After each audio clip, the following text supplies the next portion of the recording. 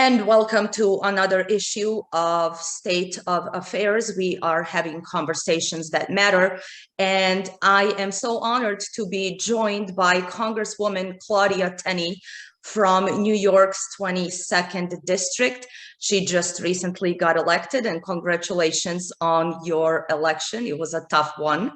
Welcome to State of Affairs. Thank you. Very honored to be on. Thank you. So we are getting to know our congressional representatives. We are meeting the candidates and working in partnership with Serbian Radio Chicago. As you know, we have over 1 million Serbian Americans in this country, and you have a very particular and fascinating history with the Serbian American community, with Serbia in general and former Yugoslavia through your diplomatic career. Please tell us about that a little bit. Yeah, well, I was lucky enough to travel to the former Yugoslavia back in 1981. It's 40 years ago, hard to believe.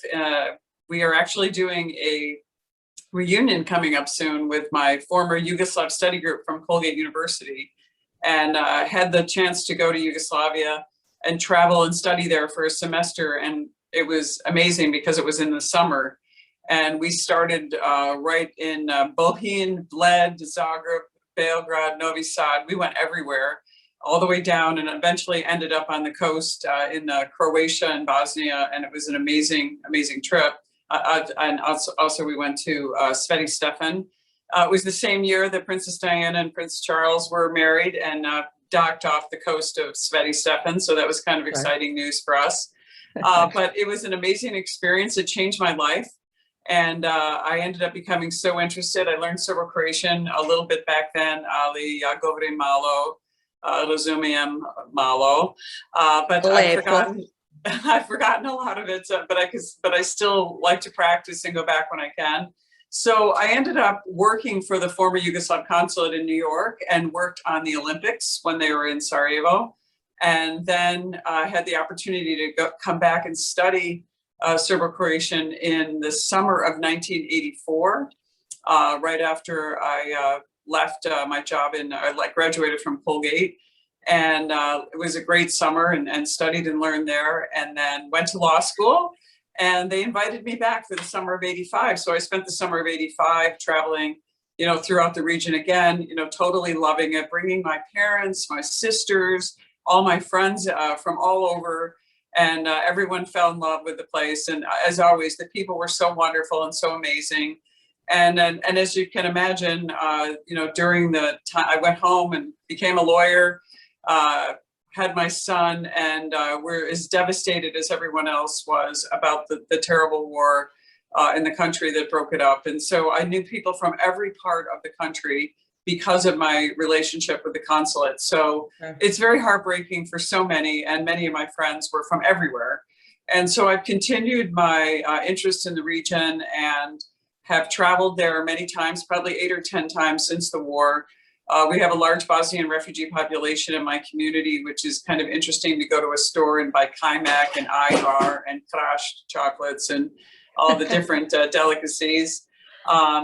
Had a wonderful meeting with Ambassador Marko Đurić, and that was terrific. And you have a great representative here representing Serbia. And so it's just been an amazing, he gave me some wonderful, beautiful, I got some šljivovica from him that was very high quality. And I still, it's funny, my mom, because of her trip to Yugoslavia in 1985, and she passed away 6 years ago, but I brought her a Yugoslav cookbook. And so many of her recipes became tradition in our family. And so, in fact, we used to have ajvar and kajmak for Christmas Eve in our family every year. And people are like, what is this? Where's this from? And so it's really been part of my family's life. Everybody became really excited and interested in the culture and the region, and so many famous things going on there. But, sorry about that. There was a little delay. No problem. But anyway, it was, I've just continued my love of the entire region. The tragedy of the war, was really rough for everyone. And, I have a lot of good Serbian friends, who didn't support it, but we're helpless to really do anything. Many of them now live in Canada. So, it was a tough time. And, I've actually the region of the world has been through so many difficult times throughout history. And so, but I'm hoping we're getting on a rebound and we're going to see good things happening. And, you know, just, you know, my heart is there. I feel like it's my second home next to the United States, to be in that part of the world. I love the people. I love the culture. They've treated me so well going there. So I'm really honored also to be co-chairing the Serbian caucus with Emmanuel Cleaver, Representative Cleaver. We're hoping to plan a trip or do something to go visit and see how Serbia is doing. Maybe go back to Belgrade and go to Konja, where I used to hang out with all my friends. Konja, yes. I don't know if Our that's favorite still there. meeting place. Absolutely, it is. Can you hang on just 1 second? Yes, not a problem. I want to like put my on do not disturb for a second, just because people keep chiming in. Sure. Yeah. Okay. Can you see me? Because there's like a thing that says this meeting is being recorded and it's blocking you. Yes, I do see you. How do I get rid of it? I think we are okay. Oh, okay, there we go. Now I see you. Good. Okay. Yeah, so like this has been like, so I've just, it's always been just really interesting for me. I knew when I worked at the Yugoslav consulate, I knew so many of the journalists from Politika and all the different newspapers and everyone, Tanju, the agency. And it was just some interesting, you know, all those old names. I worked on 48th and 3rd, which is where the press and cultural office was. Sure. We worked with the UN. And so, you know, it's just such a big part of my life. And I've kept it with me, you know, for all these years. And it's been an amazing experience. It's really been, I've learned a lot. I think that there's so much about your region that's so similar to the US, the diversity in culture and, you know, the striving to succeed from so many people there. And then unlike our country, your country has been through so much strife with so many foreign invaders and people coming and going as the gateway from east to west. So it's a really a fascinating place. And the people that are there are tough and strong, and they've had to survive an awful lot over the generations. And this year we commemorate 140 years of diplomatic relationships, and that is especially important now that you have been elected, and we're very excited about that you are now representing the state of New York and your district. But I wanted to kind of get to the election and the 2020 election. It's been such a strange year. Your own election was very difficult one. I think it was only 109 votes, right, that were in question. So we're looking towards 2022, but can we honestly look towards 2022 and 2024 without fixing 2020? What happened? What happened in the presidential election? What happened with your election? And what are your thoughts in general on election integrity currently? Because it seems like the world is watching, and especially as you've mentioned, our region, Serbian Americans have experienced a lot of this already back in Serbia. So we feel for what is happening in our country right now, and we feel like we are on a precipice of something that we are not liking because we've seen it before. Yeah, this is obviously, election integrity is extremely important in every country. It's something that we as Americans have gone around the world working with the United Nations and ensuring that they're fair and free elections and accurate elections around the world. And yet last year we saw a situation where the United States actually had a lot of chaos in its election system. And there's been a lot of erosion of integrity because during the pandemic, a lot of rules were changed at the last minute. And a lot of, we've moved away from some of the sound principles, and we've moved into, you know, direct mail or ballot harvesting, which is something that, you know, third parties are taking advantage of and getting involved. The Facebook owner, Mark Zuckerberg, has gotten involved in putting money, you know, private money into elections to engage in what we call electioneering, which is usually prohibited by most states. And so we want to make sure that every American who is a citizen has the right to vote and votes in every election. Our ideal situation in a self-governing constitutional republic, which is technically what the United States is, sure. In order for that to succeed, you know, and to live up to Lincoln's dream, our famous president, Abraham Lincoln, his challenge during the Civil War, which was one of the worst times in our country, very similar to what you've been through on numerous occasions throughout your history. But, his challenge was, can we be self-governing? And the essence of self-governance is the participation of citizens, and especially the right to vote. And we want to make sure we safeguard every citizen, that people don't get co-opted by having someone vote for them, that each person votes. And so many Americans don't really relish that right to vote. They don't see it as sacred like so many others around the world, because they've taken for granted the idea of living in freedom and having self-governance and being able to live your life without the government looking over your shoulder, which is something you are familiar with if you've come from Eastern Europe and what you went through with the Soviet Union at your back door, although Tito kept you out of that situation. But still, Yugoslavia was such a unique entity in that sea of the Soviet Union. You were always in the shadow of the Soviet Union, which was why it was so fascinating, what drew me to the country actually originally. But in the United States, we've had a loosening of the laws and the rules, and we need to get back to election integrity. My race is a perfect example of changing the rules, not requiring voter ID, and making sure that each vote is sacred. And I'm co-chairing the Election Integrity Caucus with Representative Mike Garcia of California, who was also in a closed election where elections were undermined.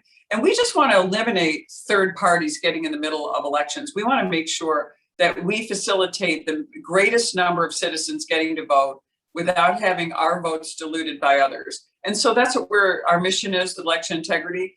And we're concerned about some of these, proposals by the Democrats, and they passed this so-called HR1 for the People Act, which would ban voter ID, which would ban the integrity measures that we think could be put in place to guarantee our right to vote, and our right to vote once, safely, freely, and transparently. And so that's one of the reasons we're fighting that. We're also fighting the federalization of our voting system, which means that the federal government would take over in a partisan way, which is exactly what has been proposed by HR1 and Nancy Pelosi. We'd like to go back to having the states continue to operate these elections, but give them the resources so they can do it accurately and properly, and everyone feels empowered to vote and that their vote actually counts. And as I say, I won by 109 votes. Nothing says your vote counts like winning only by 109 votes. Marionette Miller Meeks in Iowa only won by 6 votes. Sure. So, that's how important it is to get out and vote. And we are leading the way on getting as many people out to vote as we can. And you're going to hear the Democrats say, oh, the Republicans just want to suppress votes. Nothing could be further from the truth. We want everyone to vote, because I said our mission is to have everyone participate in this government. That's the only way that we're going to have some kind of self-governance, and we're going to maintain and keep the freedom that we were promised under our Constitution. So that's basically what we're doing. And, my race was tough right down to the wire. But, in the end, even though the judge took a long time to get to it, every legal vote counted.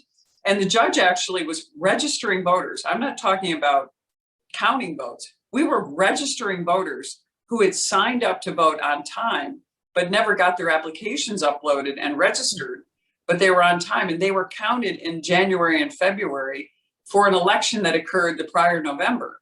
So that's how far this judge was willing to go. And we want to make sure that nobody else has to go through this, and the judges don't have to be put through this system where, we are trying to get every legal vote to count.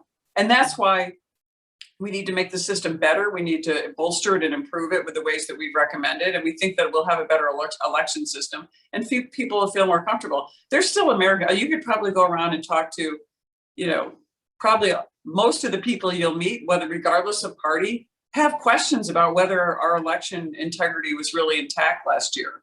It's a huge issue. It's yes, and the Democrats brought it up as well. Yeah, the Democrats used to bring it up as well. Of course, they thought that 2016 wasn't a fair election. So, but there have been irregularities in the election system. They were just highlighted and magnified because of the pandemic situation in 2020, and also because of the last minute changes in the rules and the refusal of the courts to actually go beyond procedural barriers and get to the substance of cases. And that's where I have to credit the judge in my case, though it took a long time. He did actually get to the substance of the case, and he made sure that every legal vote counted. And speaking of some of the cases, looking at Arizona, looking at Michigan, there are still some cases pending.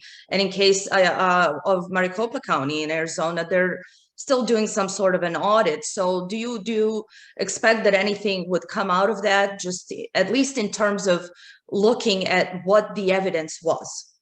Yeah, I mean, I think it's always good to audit. I find it very curious that people are against audits. If you're worried about an audit, then you're worried about they're going to find something. I mean, if you're not, what are they going to find? It may not change the result. We may find irregularities, but one thing we may find is a better way to do this so that we can ensure election integrity.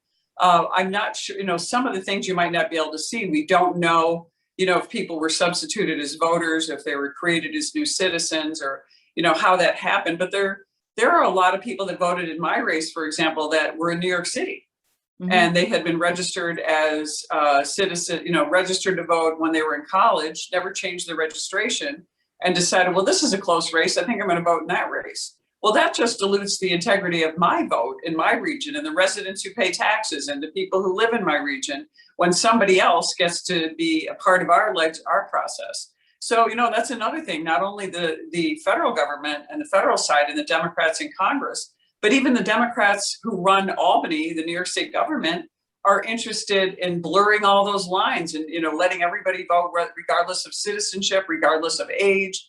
They just want to get they just want to put the votes in. And I'm all for getting votes in, but I want to make sure that they have integrity, that they are the people are eligible. Otherwise, you don't have a system. And so we don't want the chaos, we want the order, and we want the rule of law to dominate and be what happens. And we want every legal vote to count. So from that, jumping to the crisis that we in fact are facing at our southern border, you've been a critic of the current administration, and we have all expected VP Kamala Harris to show up at the border. She still hasn't. What are your thoughts on the border crisis? And we know how tough President Trump was on building the wall and getting that finished. Our governor in Florida has just offered help to Arizona and Texas to enforce the law and order. So what are your thoughts and connecting this to election integrity? Well, it's interesting because you have to wonder what the motivation would be if our vice president would actually go to the border, as I did early on. I went to the border in March and was pretty shocked at what I saw. I was in the El Paso sector, which is only the second busiest area, not even as busy as the Rio Grande sector, and met with our terrific Border Patrol. And they showed me what was happening. I mean, children being dropped off, children being left alone. This is a humanitarian crisis. This is about human trafficking. This is not predominantly, and there's a few asylum cases here and there, which we are totally equipped to handle. But this is being blurred by, this asylum issue is being blurred by the fact that this is a humanitarian crisis. The cartels are making an estimated $400 million a month on children and abusing children by using them, to exact money out of their parents or out of people that are responsible for them and putting them in harm's way. Some of these children have died in the Rio Grande River. They starved on the desert. They're struggling, they're left alone. You see them in tears, they have diseases. Many of them have lice and other, things that we have to cure. They all get medical attention. And all this is a burden on the taxpayers. And the cartels are laughing at us. They're right at the border. They live in these beautiful homes on the other side, on the Mexico side. And, they have a lot of weapons and a lot of guns and a lot of clout. And the government is really helpless. We on our side are helpless to do much about it. Sure. And and they're in control, and that's all. But the vice president doesn't want to see that. She wants to blame our policies and talk about asylum. This is something that we can solve. And I want to emphasize that. They say that President Trump was putting kids in cages. Well, those are the very so-called cages that were built by the Obama administration, and they were not cages, but they were like places where children could go to be safe from human traffickers and be separated so they wouldn't be in the same region or like in a common room with someone that may have not have been their parent, but may have been a human trafficker, and we couldn't detect that. Sure. Some people show up, they have, a shirt, a pair of pants and shoes on, and that's all they have. They have no ID.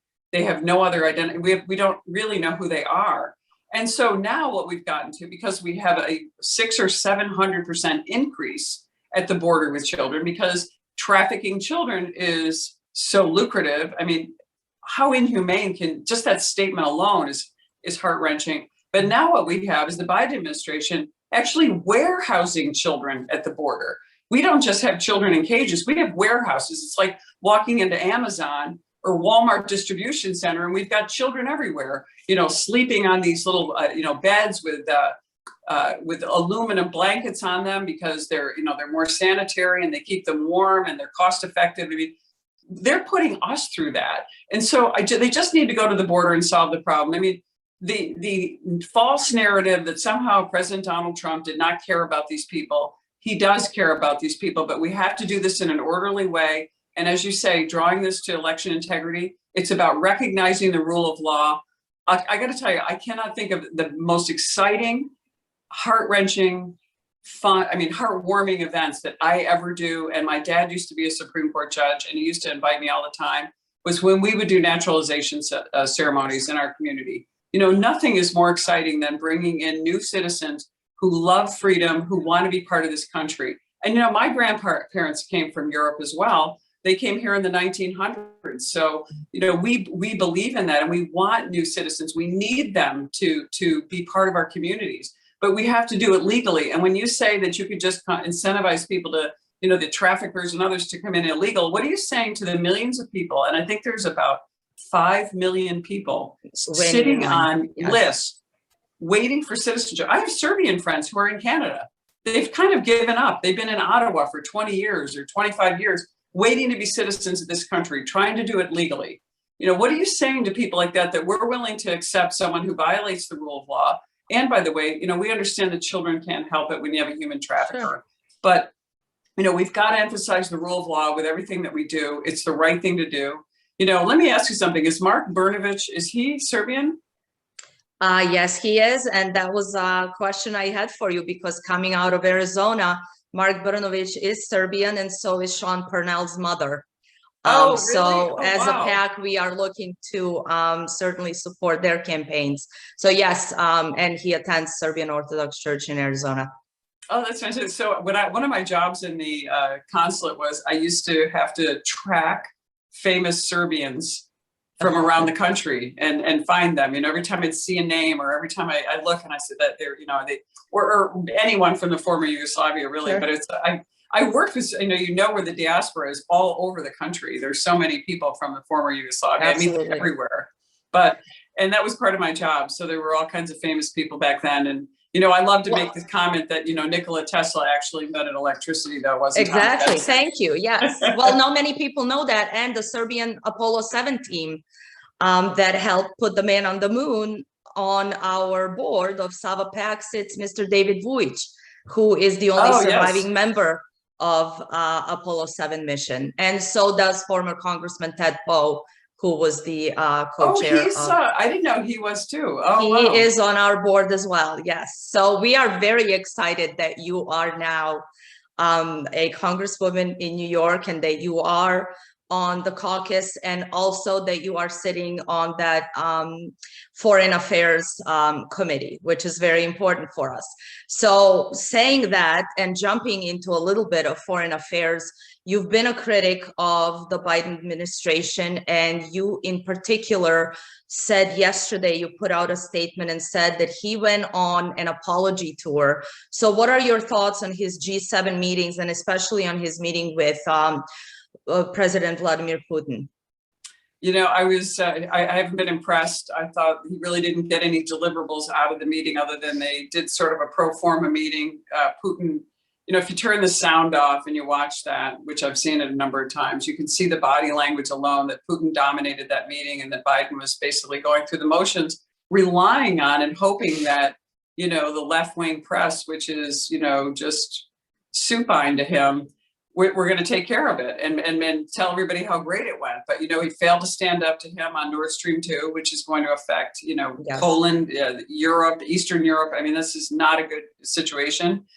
He didn't really get any deliverables on his cyber hacking. And then he incredibly put out basically, a roadmap. Here's 16 places we don't want you to hit with cyber. I mean, but everything else is okay. Everything else is okay, or please don't hit us. You know, these are where we're vulnerable. I mean, it was just the most bizarre situation that I've ever seen. And then, you know, I think, as I said, alluded to, the media, it's telling that as he's walking out, a CNN reporter is questioning him about, what did you actually get out of this meeting? And he comes over and attacks her like a grouchy old man, screaming, "Get off my lawn," and then says, you know, you shouldn't be in this business. And I'm like, what business? You know, you're actually accurate. She shouldn't be in the business of doing the, you know, promoting President Biden. She should be a watchdog, not a lapdog, like so much of the media is. And you know how diabolical Putin is. Everyone in your part of the world knows that. You know, he's someone that we've got to pay attention to. He's going to team up with the Communist Party in China, and he's going to wreak all kind of havoc. I think he smells blood in the water. And I think that's not going to be good for America if we continue to project weakness through this president. And, you know, you've even seen the conversations coming out, you know, through Justin Trudeau recently, where they're saying that possibly, I don't know if you noticed they were leaked, that he's not going to be in office more than another year. And that was what does that send to the world? Yes. That is apparently the expectation around the world, that VP Kamala Harris, and that was the idea from the get-go, that she would in fact take the presidency because she fits those specific identity marks, right, that we are seeking currently. But and you were right, there was a lot of criticism on the Nord Stream 2. Former Ambassador Rick Grenell, whom we've campaigned with around the country, was very critical of that. I wanted to ask you, especially President Trump and former Ambassador Grenell worked very hard on the Serbia and Kosovo situation, and especially because you are so close to the region, do you expect that Washington agreement to be upheld through the Biden administration? And just in general, what are your thoughts on the Washington agreement? And one of the big criticisms were that Israel finally recognized Kosovo, and you know that Israel has been an ally of the Serbs for many, many years. We share a common history. And that was kind of the downfall of this. But what is your expectation going further with the Biden administration in terms of Serbia and Kosovo, and just by the Balkans in general? Yeah, well, we'll see what's out there. You know, obviously, this agreement with everything the Trump administration did in that way. At least they were trying. I know this Kosovo. I mean, when I was touring, and I lived in Yugoslavia, we were not allowed to go into Kosovo at the time. You know, things obviously evolved and, you know, eventually through the war, and it's been this struggle. But the fact that they're trying to stabilize that region and, as you say, normalize agreement, that definitely is going to help. I'm not sure where the Biden administration is, if they've really weighed in much. They did do an executive order, which I'm not sure of what the impact that will have. You might want to maybe give me some insight on that. And I wanted to ask you about that. Yeah. So it was the executive order on blocking property and suspending entry into the United States of certain persons contributing to the destabilizing situation in the Western Balkans. And the first target of that was former Albanian President Sali Berisha. And we know that former president of Srpska, Milorad Dodik, has had these sanctions waged against him. So I was wondering if you had any insight into in which direction this would go. Is there any evidence that those people need to have their, I mean, my question is, how is it being judged, and where's the arbiter of this? Is it? And that is a good question, yes. Yeah, who gets to decide if this is just an executive edict? And I'm not saying that, you know, I just don't know the details of either one of those people. But, you know, the question is, they should be, even in our system, even though they may not be citizens, we need to know, you know, the details of what kind of tribunal is making the decision about their situation, or at least the facts. And that should be disclosed to the Foreign Affairs Committee if we're going to be doing executive orders on limiting the ability of people to come to this country who are, you know, otherwise would have freedom of movement through the country. Understood, and that's a great point. One other thing I wanted to ask, and you've been very strong on education, and there's now a lot of conversation about critical race theory in this country and just race relations in the country in general. We've seen what was happening last year with Black Lives Matter, Antifa. We've seen flags of Black Lives Matter flown around embassies our United States embassies around the world, and you especially coming from that diplomatic background. What are your thoughts on this? Because it's certainly a certain precedent. Yeah, it certainly concerns me that we would be flying a flag that's more political in nature versus a flag that would be representing our military.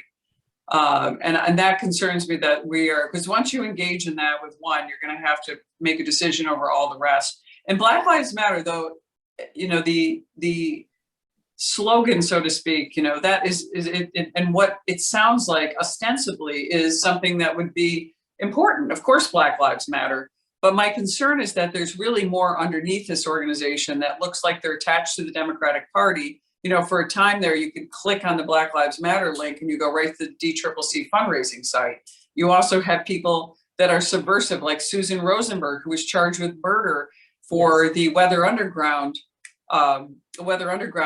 killings, and she was also given clemency by President Clinton. Yeah, you know, she's on the board. And I mean, you know, who are these people, and why is this being celebrated, particularly in our embassies? And that's what concerns me. And the critical race theory is really disturbing throughout this country. You know, they're teaching children to be racist, and even in my own district, the Binghamton City School District has some language in its curriculum that teaches children that if you're Black, the police hate you.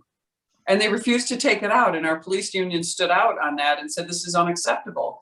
And, you know, this kind of divisive rhetoric is not helping race relations. We want to talk about freedom and rights and things that unite us. We're a melting pot. We want everyone to be, you know, empowered based on who they are, not by the color of their skin. I mean, it's so basic to what Martin Luther King stood for. And I don't understand why that isn't being celebrated, why we're going the other way. We're dividing and conquering people based on their race, their gender, their class.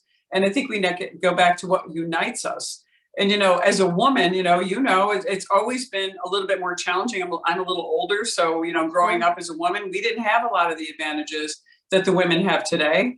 But the last thing my dad, you know, he used to, God rest his soul, but he used to always say, don't ever be a victim. Don't play the victim card. Look for your strengths and try to work with other people and try to be the best that you can be and work with other people. I mean, I never would have gone to Yugoslavia if I didn't have that curiosity to meet other people. I wouldn't have traveled around the world in parts of Asia and Europe and Africa and the Middle East if I didn't have a desire to meet people that were different and from other cultures. And so, you know, not with this, you know, we've got to look at each other differently. We've got to celebrate what makes us different and what makes us, that's what's so exciting about being a human being. And so it just concerns me that it's just all this victimhood that is really the wrong path. It's not going to lead people out of poverty. It's not going to bring us together. It's not going to empower us. And that is a concerning thought. We are a very polarized nation. And is there that lowest common denominator that can unite us? Because as you mentioned, the mainstream media is doing a great job also in contributing to that polarization. These organizations, what is that thing that can actually bring us back together? Well, you know, I sort of alluded to it now, but one thing that we can identify if you go through the course of human history, you know, the desire to be free is really is totally underestimated and not appreciated enough by Americans. And you know, I'm going to leave you with this great story from a girl that actually does my fingernails. You know, like she does my nails. Sure. She's from Vietnam, and I love her. She's wonderful. She's actually a client of mine. And one day she was telling me that she had to go. She wasn't going to be around for like 3 weeks. She had to go back to her grandmother was ill and was dying in Vietnam. She was going back, and she was showing me all these pictures when she came back and telling me how beautiful Vietnam was. And I looked, I said, well, it is so beautiful. Would you ever go back and live there? And she said, oh, no. And I was like, why not? And she said, we're not free. We're not free. The government knows where we're going. They know everything we do. They know everything we say. We're not free. She goes, I would rather live poor here than to not be free in my home country. And I think that to me is every reason why so many people come to this country. Yes. And to lose the ability to be free and to build this giant government structure that they're, whether wittingly or unwittingly, they're building on the Democratic side, I think is going to hurt us in the end. You know, with the big tech.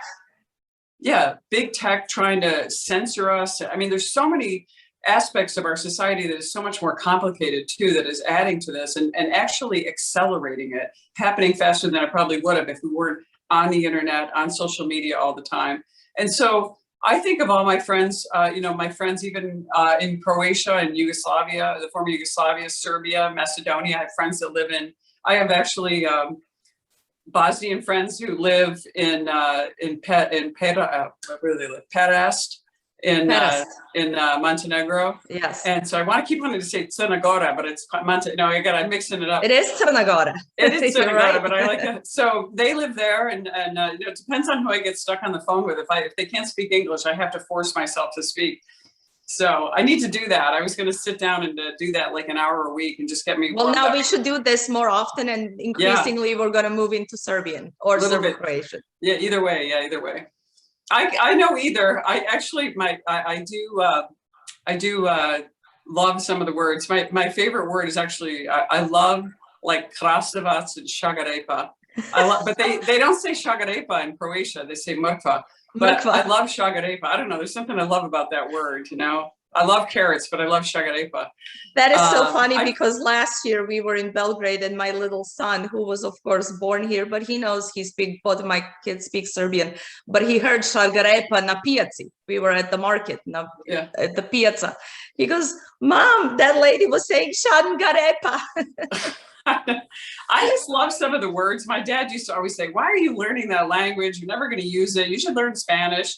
And it's like all of a sudden all these Bosnians came to Utica, and I'm like, look at, they're like, here they are. They're selling. How fascinating is that?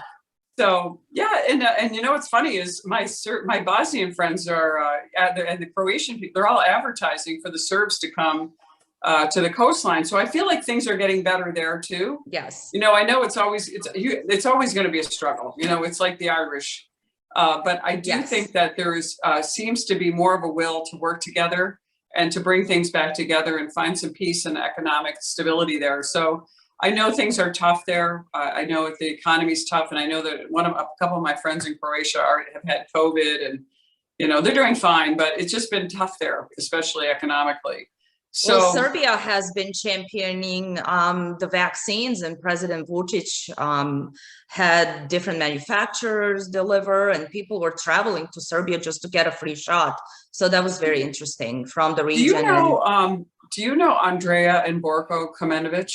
Yes, I do. Oh. And they were actually, Borko especially was sort of spearheading our Georgia team while we were running Serbian Americans for Trump. So we had different teams in different states, and I was the chairwoman of that initiative, and that is how we worked closely with President's campaign and with Ambassador Rick Grenell. So yes, Borko was one of our team captains. Oh wow! So he and his brother are really good friends of mine. Oh, good. So yeah, they are in Georgia. Both of them, Borko and Andrea, just texted me because I asked them what they thought of that executive order. They don't like it. Well, yes, and that's I was wondering your thoughts on it, but we definitely will be keeping in touch and looking at these executive orders. I have to ask you one tough question for the end. Do you believe that President Biden won 81 or so million votes? You mean at 81 million legal votes? Yes. I don't believe that. I don't know if we'll ever really know how the election turned out. And I'm being honest about that because we are not going to audit. We're not going to get to the heart of most of what happened in a lot of the states. And so, I think one of the things about elections is that, we have to wait till the next cycle, although we need to get to the bottom of it. I mean, I've even talked about this with President Trump. I met with him in April and talked about my election integrity caucus, which he signed and is supporting us. And he said, even if we don't end up winning at the end of all these, he indicated to me, don't we need to find out what happened so we fix it and it doesn't happen again? And so I think he's absolutely right about that. And I think we do. We must fix this because it's not right and it's not fair to most Americans. And, I do find it hard to believe the energy for President Trump around my region, the car parades, everywhere, the boat parades, rallies, the flotillas. I mean, just, I've never seen the kind of energy for any political figure in the history of my life, ever.